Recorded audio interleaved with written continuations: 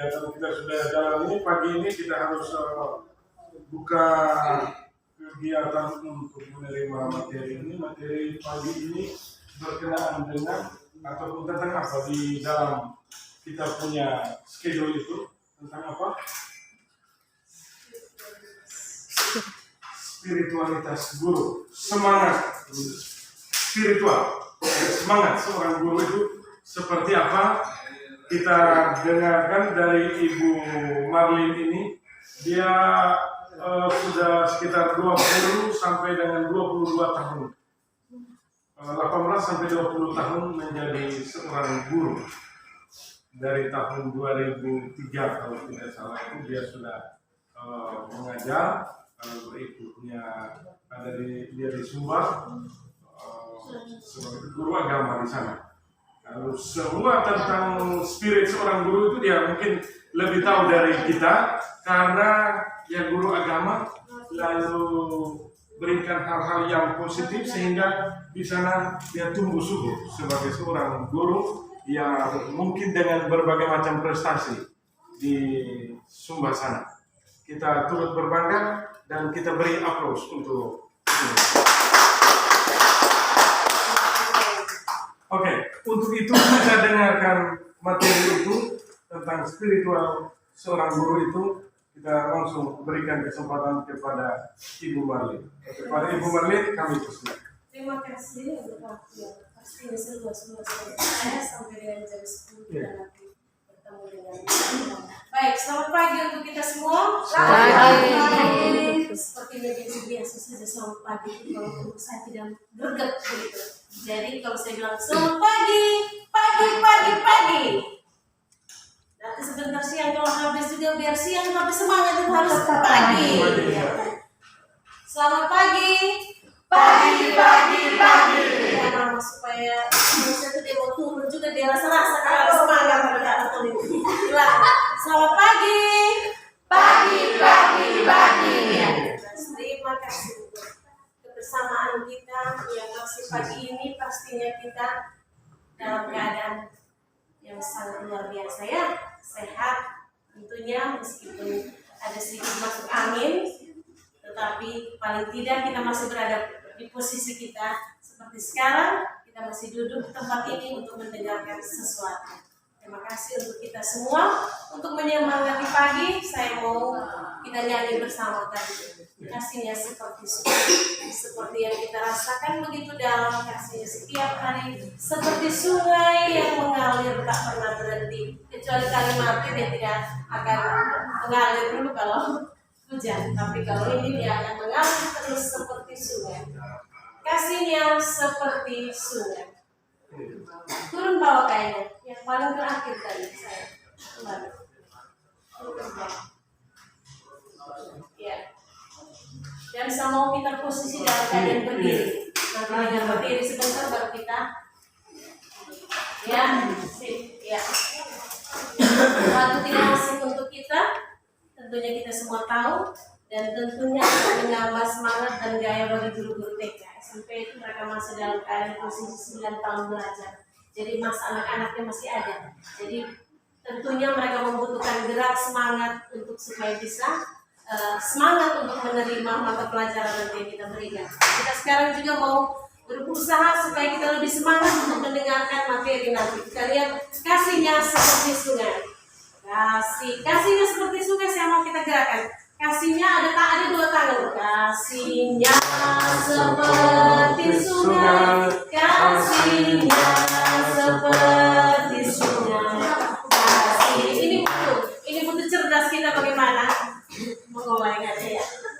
Kasihnya seperti sungai. Kasihnya seperti sungai. Bisa apa? Dia mama yang kurang aneh, tapi dia semangat. Kalau tidak tepuk di sini kita bingung. Kasihnya seperti sungai, kasihnya seperti sungai, kasihnya seperti sungai di hatiku, mengalir di waktu siang.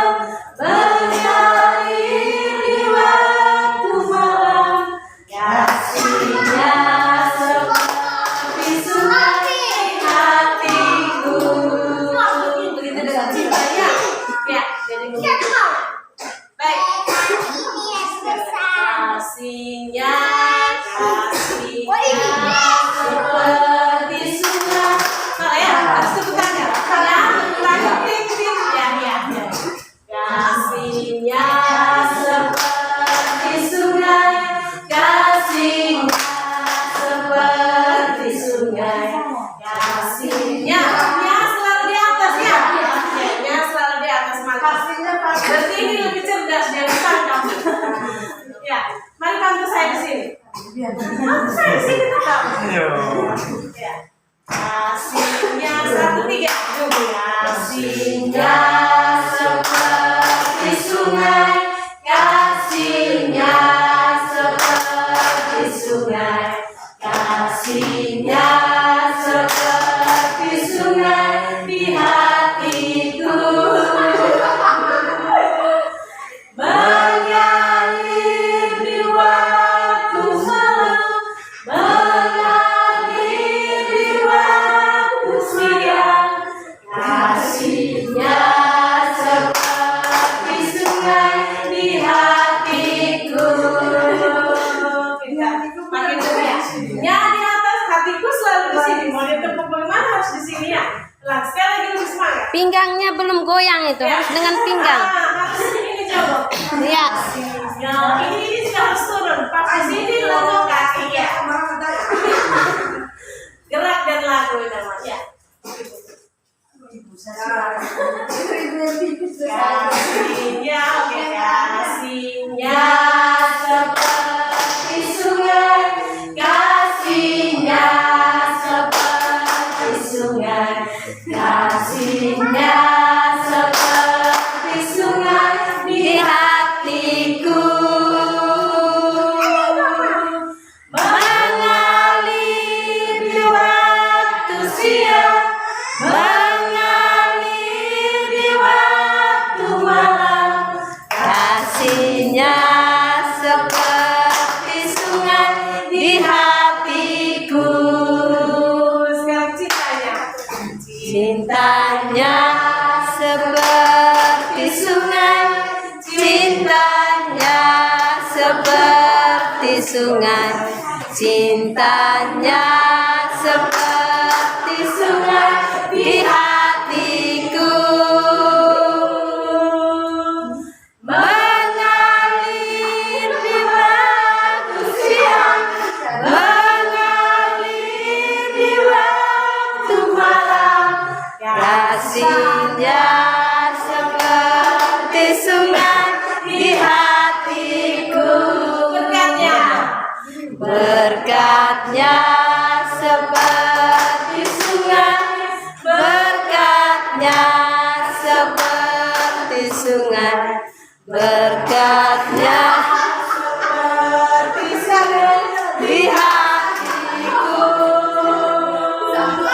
berkatnya seperti sungai, berkatnya seperti sungai, berkatnya seperti sungai di hatiku.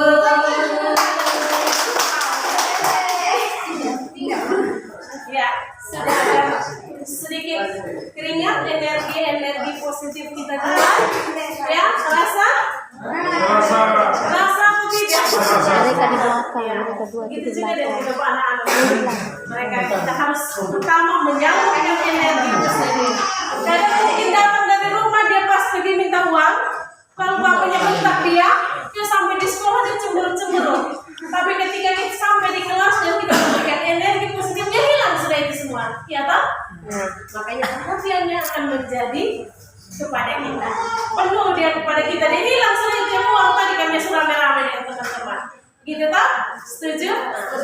Dan kita saat sekarang ini juga hatian kita untuk di rumah, untuk kita punya kekasih-kekasih yang ada tinggal di rumah, orang yang kita cintai, pekerjaan dan rutinitas kita, tentunya kita akan tinggalkan sejenak karena kita mau hadir di tempat ini dengan sepenuh jiwa dan sepenuh hati. Saya pun sebenarnya banyak aktivitas yang di sana yang menanti saya, yang tidak bisa saya ini. Tetapi saya tahu ada cinta yang besar di sini, maka saya meninggalkan mereka. Saya masih pikiran kau karena saya tidak akan bisa pulang karena penerbangan akan tutup. Jadwal saya di hari besok akan pulang karena hari Senin akan masuk sekolah, ngatur mos dan segala macam. Tapi harus berhenti karena penerbangan tutup. Pikiran saya kacau, saya harus meninggalkan lebih lama. Anak pertama saya harus hari ini masuk asrama karena hari Senin mereka akan mengikuti kegiatan. Pikiran saya sebagai ibu sangat kacau. tapi saya mau buat bagaimana supaya saya tahu ada Tuhan yang merendam mereka di sana sehingga saya ada di sini dan seperti itu. Benar, luar biasa Tuhan untuk kita kan? Ya, beri tepuk tangan. Oke, hari ini kita akan melihat tentang spiritualitas. Si Bapak Yosan tolong saya. Kita mau lihat spiritualitas dulu, tapi untuk lebih dalam, kemarin saya lihat perkenalan saya begitu singkat, sehingga hari ini seperti yang sudah disampaikan oleh Bapak Yosan atau saudara saya tadi, bahwa saya kurang lebih 19 tahun untuk mengaku jadi guru semenjak saya melanjutkan perguruan tinggi di IP Malang, Institut Pastoral Indonesia Malang. Seperti kemarin saya sampaikan, perjalanan hidup keluarga saya harus terpisah dengan mereka karena saya mengikuti Om yang ada di Bumere, sehingga saya dari 5 tahun menjalani kehidupan bersama mereka dari TK, SD, SMA, semua di Yayasan Bina Wirawan. Di Yayasan Bina jadi TK Bina Wirawan, SMP Bina Wirawan, saya masuk SMA Negeri 1. Dan selanjutnya saya mengambil pendidikan perguruan tinggi Institut Pastoral Indonesia Malang selama kurang lebih 5 tahun. Normalnya 4 tahun mengambil sarjana, tetapi karena kita kuliah pastoral, maka ditambah 1 tahun itu dengan praktek di lapangan. Di lapangan kita tinggal jadi kurang lebih 5 tahun di sana. Lalu dapatlah nama belakang saya. Dapatlah nama belakang saya yang aslinya yang sampai diubah, tapi pendidikan selama 4-5 tahun itu akhirnya kita mendapat di belakang itu tambah adalah sarjana negara. Jadi saya lalu setelah habis dari situ saya ke Bumere kembali ke orang tua. Sebenarnya saya ditawarkan di Korong di Jawa Tengah. Dari kampus mengirim saya ke Jawa Tengah, tapi saya harus berkompromi dengan orang tua yang membesarkan saya, membiayai saya, sehingga saya rendah hati untuk tidak mengiyakan, karena saya sudah ingin sekali untuk di Garut sana, dan sudah meminta, saya sudah mengirim kurikulum vitae saya untuk semua, jadi mereka saya merasa saya mampu, tapi ya saya kembali kepada pribadi saya dan orang tua. Apalah artinya kalau saya mau kemana saja tapi tanpa restu dari orang tua. Itu yang penting, sehingga saya kembali lagi ke Bumere tahun 2003 dan saya mengabdi di sana selama kurang lebih 9 bulan. Ya, selama kurang lebih hampir 1 tahun juga, karena saya mengabdi di sana di SMPLB, Sekolah Menengah Pertama Luar Biasa. Sekolah luar biasa yang waktu itu dikelola oleh Presiden yang punya jaringan juga di situ, yang dikelola tentang SLB ini, SLBC yang tingkat SMP-nya. Jadi di situ melatih anak-anak untuk bisa mandiri. Ya, mereka sudah dari SD. Lalu mereka harus ke SMP untuk mematangkan mereka lebih mandiri. Jadi pendidikan yang diberikan itu banyak soal keterampilan. Dan itu saya geluti, walaupun saya merasa bahwa saya punya jurusan itu pastoral dan artinya menuangkan ilmunya kepada anak-anak normal SMP, SMA. Tapi ketika di lapangan yang berhadapan dengan situasi seperti itu, saya tetap harus menerima keadaan itu. Daripada saya nganggur, saya bilang saya harus memulai, apa salahnya mencoba, karena itu juga anak-anak Tuhan, anak-anak bangsa yang menuntut saya. Paling tidak benar saya punya kemampuan, saya punya ini, tetapi saya juga harus menggunakan hati saya untuk melayani mereka. Itu pekerjaan pertama saya waktu saya lulus. Sangat apa ya istilahnya, bertentangan sekali dengan apa yang kita pelajari, pendidikan yang kita dapat selama 5 tahun. Tapi karena hati yang besar untuk melayani, maka saya menghadapi mereka. Dan ternyata ketika saya menjalani itu, saya merasakan ada hal yang luar biasa bahwa mereka sangat mencintai saya dan mereka sangat bahagia sekali. Lalu pendidikannya maju sampai kami harus membuat waktu itu buat penggalian dana dan saya handle semua itu soal panggung atraksi anak-anak yang berkebutuhan khusus itu, mereka yang tidak punya tangan kaki. Saya menghandle semua dan mengajarkan kepada mereka semua, maka kami mendapat dana yang besar waktu itu dari Pemda. Jadi itu mereka sungguh-sungguh merasakan kehadiran saya yang luar biasa di situ. Nah, sampai dengan pada akhirnya saya harus mengatakan bahwa saya harus berhenti di situ karena waktu itu Tuhan memberi saya berkat lagi. Yang satu adalah saya punya calon suami ini akan pindah ke Sumba. Jadi kami bertemu di situ dan dia harus pindah ke tugas di Sumba karena dia kerja di instansi vertikal. Dia BPN, Badan Pertanahan Nasional, yang siap dipindahkan di mana saja di seluruh Indonesia. Itu dengan berat hati, senang juga saya harus meninggalkan mereka, menangis sama mereka. Dan sungguh waktu itu mereka semua itu yang saya tidak sangka, tapi mereka mewarnai perjalanan momen-momen pribadi saya yang bagus, terutama pernikahan saya. Ada orang sampai heran sekali, kenapa ibu ini anak-anak panti banyak sekali, anak-anak yang berkebutuhan khusus ini banyak sekali, dan sepertinya mereka menjadi bahan sorotan waktu itu melihat. Jadi saya berpikirlah kehidupan yang saya jalani selama sedikit waktu ini, lalu akan saya beralih hidup lagi ke tempat lain, tapi saya meninggalkan benih, saya meninggalkan pesan yang baik dalam lembaga pendidikan itu. Jadi itu pertama saya mengabdi di situ. Lalu dengan kemampuan potensi yang ada, kami akhirnya waktu tahun 2005 setelah habis menikah saya pindah ke Sumba Barat. Saya pindah ke Sumba Barat. Untuk kita ketahui, kita nanti tidak sampai ke sana, tapi Sumba Barat itu kalau dalam analisa sosial soal masyarakat dan kehidupan budaya, mereka masih dalam taraf masyarakat yang primitif, ya, sangat sensitif karena pertama mereka di sana itu mereka belum banyak yang memiliki agama. Agama mereka adalah agama asli, yaitu Merapi. Jadi mereka masih menyembah batu besar. Agama asli nenek moyang mereka. Hampir sama dengan ini kita, tapi kita sudah masuk gereja, artinya sudah inkulturasi masuk. Tapi mereka masih menganut itu, percayaan asli. Lalu dalam kehidupan sosial masyarakat mereka sedikit. Ini karena rendahnya pendidikan yang wawasan pendidikan yang belum mereka kuasai semua, sehingga banyak keterbelakangan. Jadi saya dengan modal kita berpendidikan dari sini, kita bawa, kita punya semangat. Jadi sampai di sana bagaimana caranya kita menyatu dengan masyarakat di sana. Satu tahun saya harus tinggal di rumah untuk merasakan bahwa saya sudah menjadi seorang istri, jadi bagaimanapun juga tempat saya memang ada di rumah. Lalu ketika itu saya juga mulai berpikir bahwa setelah saya ada di rumah, saya juga harus berkarya karena ilmu yang sudah saya dapat.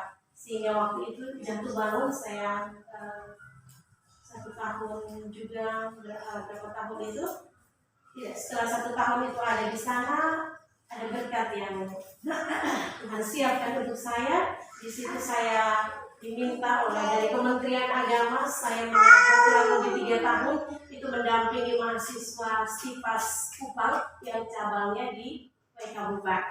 Jadi saya mendampingi mahasiswa itu dengan mengajar mereka mata pelajaran didaktik metodik dan juga musik liturgi. Mengajar dan saya mendampingi beberapa mahasiswa yang menyusun skripsi akhir. Jadi pengalaman. Lalu saya juga masuk di tenaga kontrak daerah 1 tahun. 2009 saya tes PNS dan saya dapat berkat itu, sehingga saya bekerja dari situ sebagai pegawai negeri sipil yang dibiayai oleh Pemda negara, sehingga sampai ke sini, sampai sekarang saya di SMP. Dari mulai SMP yang saya pegang, jadi dari pertama SMP 1 dan kemudian saya SMP 3 lagi karena saya mengingat tempat yang saya ini kan jarak jauh. Jadi sekarang saya berada di SMP Negeri 3 angkatan 3D. Sementara urus kemarin sebelum kesini saya urus untuk Oktober ke 4A. Jadi itu perjalanan pekerjaan, ya. Perjalanan pekerjaan yang kita jalani dengan hati, dengan cinta yang besar sehingga Tuhan melimpahkan segala berkat-berkat dan rahmat-Nya. Puji Tuhan juga karena suami saya tetap juga berada di Sumba meskipun dia pindah dari instansi vertikal, pindah di kabupaten lain, tetapi tetap kembali ke Sumba, belum bergeser lagi kemana-mana. Dan dia sungguh sangat mendukung perjalanan sehingga enjoy kita menjalani hidup. Anak 3, yang satu anak pertama sudah SMP kelas 3, SMP kelas 3, yang anak kedua SD kelas 5, yang ketiga SD kelas 5. Menikmati hidup dengan perjuangan yang ada di Sumba, di rantau, tapi dengan hati penuh cinta. Meskipun kadang mereka bilang Sumba itu rawa. Sering dengar itu kalau dulu ada yang semua yang negatif tidak ada di sana. Banyak sekali. Tapi bagaimana kita membawa diri bahwa dan yakin bahwa ketika kita berbuat baik, itu bila berbuat jahat dengan kita, kebaikan akan selalu dibalas dengan kebaikan. Jadi percaya dan yakin itu yang membuat kita menjadi semakin dekat, menjadi semakin enjoy, dan menjadi semakin memiliki mereka dan melayani mereka. Saya juga pelayanan di Sumba, saya juga banyak melayani, yaitu mendirikan, membangun sebuah usaha dagang, dan dari usaha dagang itu kemudian saya melayani anak-anak Sumba dalam bidang pendidikan, dan saya sekolahkan dan saya memotivasi mereka untuk menjadi apa yang mereka bisa ini sehingga mereka juga bisa sekolah. Baik. Itu sekilas tentang perjalanan saya pribadi, karir kerja dan sebagainya, sehingga sampai pada posisi ini saya sungguh sangat mendukung keberadaan Suster Martini sebagai kakak sulung kami, sehingga apapun yang terjadi dengan panggilannya, dengan apa yang dia alami, mengikut sertakan semua kami saudara-saudara, sehingga kehadiran kami di sini pun mendukung karya pelayanan, karena itulah misi. Baik, terima kasih untuk semua itu. Lalu sekarang kita masuk ke materi. Kita mau melihat tentang spiritual, semangat yang harus ada pada diri. Apakah orang di sana orang mesti beri materi kau duduk?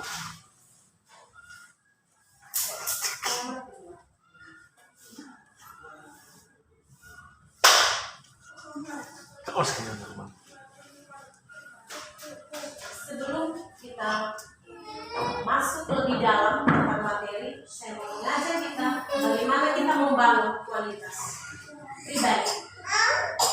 pribadi sebagai guru, bagaimana kita membangun kualitas hidup pribadi kita, bagaimana kita menghayati hidup dan panggilan sebagai guru, dan bagaimana cara kita menghayatinya.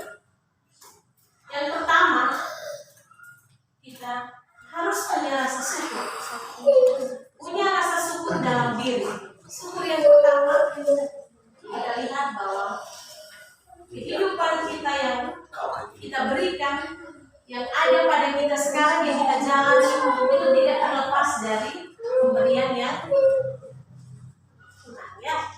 Tuhan memberi kepercayaan kita untuk hidup.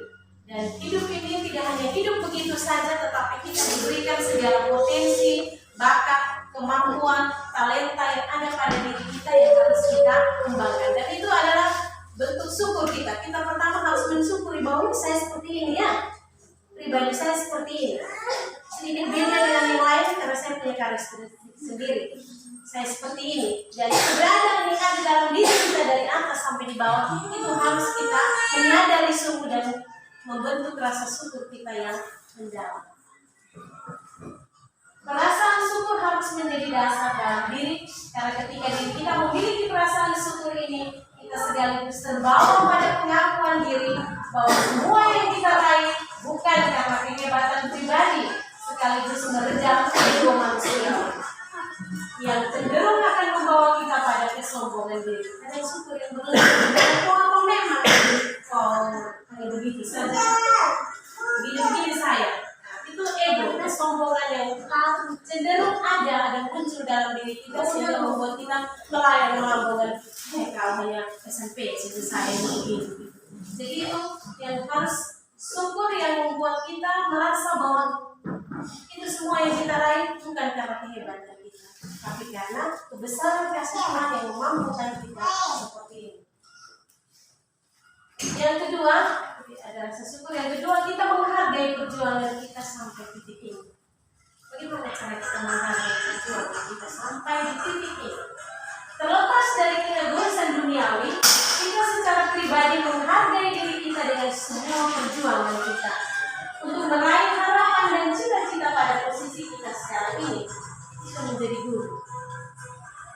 Guru adalah sebuah panggilan jiwa yang mempunyai tugas untuk memanusiakan manusia.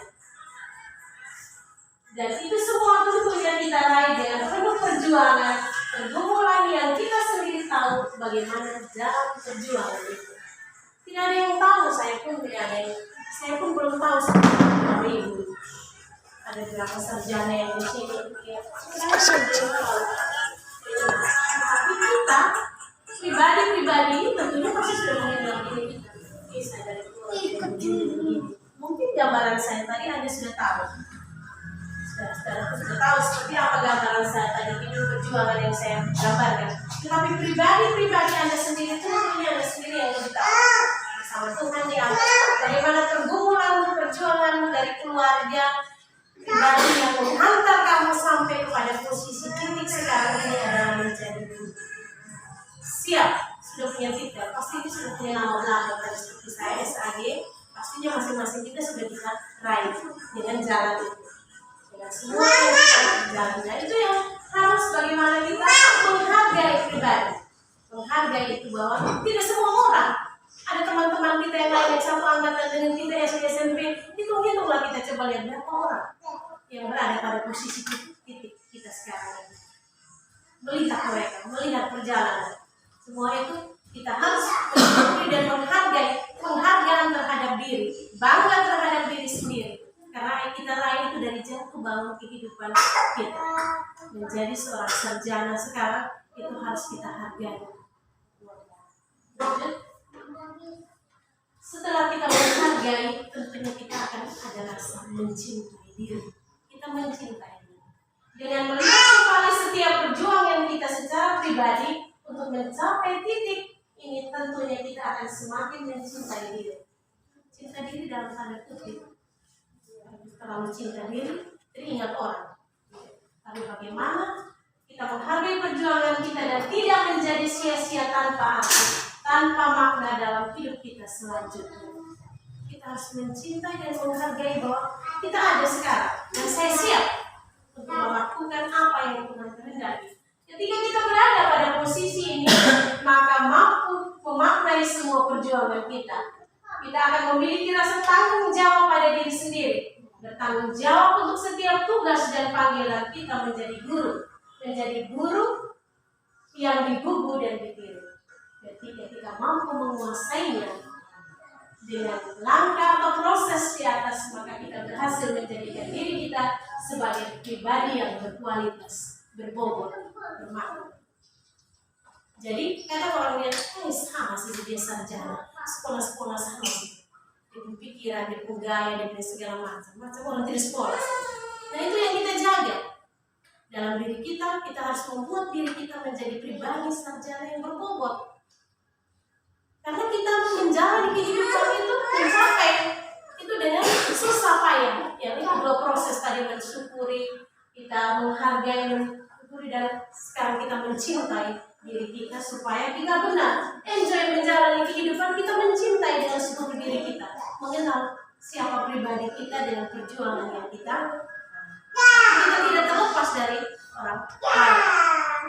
Itu tadi, mencintai diri dalam tanda kutip, menghargai, mencintai, mensyukuri, tapi tidak terlepas dari pribadi yang lain. Oke, lanjut. Itu 3 hal. Kita akan menjadi pribadi yang berbobot, berkualitas tadi, sehingga mantap kalau orang bilang kita kalian sarjana. kayak guru depan begitu. Ada pengakuan dari sesama dan yang lain dari orang-orang sekitar kepada kita, karena diri kita ini kelihatan berbobot, berwibawa, berkualitas untuk dilayakkan. Dan ketika kita sudah memiliki pribadi yang berkualitas itu, maka apa yang harus ada dalam diri seorang apa yang harus ada dalam diri seorang yang profesional. Sekarang itu guru tidak seperti dulu lagi, tidak seperti dulu lagi itu. Pokoknya kau atur saja pengajar yang tapi sekarang itu guru sangat diperhatikan. Setiap kompeten yang ada sangat diperhatikan dari sudut pandang, berbagai sudut pandang, dan akhirnya pada satu profesionalitas. Guru harus profesional. Sehingga sekarang itu ada guru yang program sertifikasi apa harus mengaji lebih harus karena kinerja dan negara menjamin kehidupan guru. Maka kita pun akan dipersiapkan untuk menjadi guru.